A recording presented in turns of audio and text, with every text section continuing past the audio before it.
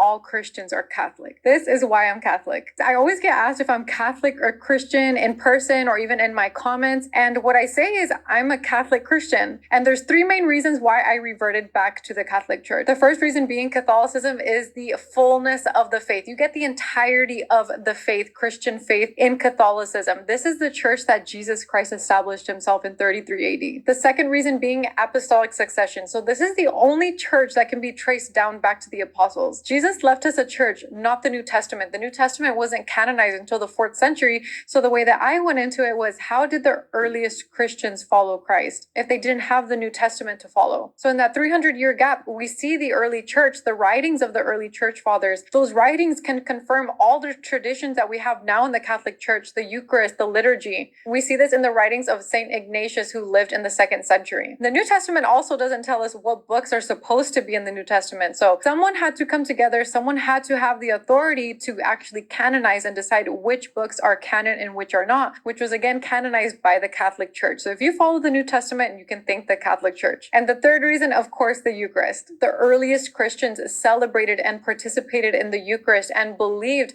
that the presence of Jesus was truly present in the Eucharist and was not just symbolic. Jesus says in John chapter 6, "Very truly I tell you, unless you eat the flesh of the Son of Man and drink his blood, you have no life in you. Whoever eats my flesh and drinks my blood has eternal life, and I will raise them up on the last day. For my flesh is real food, and my blood is real drink. Whoever eats my flesh and drinks my blood remains in me, and I in them." There's so much history in the Catholic Church. I feel like I learn things every day, but if you're looking for the truth, it's in the Catholic Church. All Catholics are Christians, but not all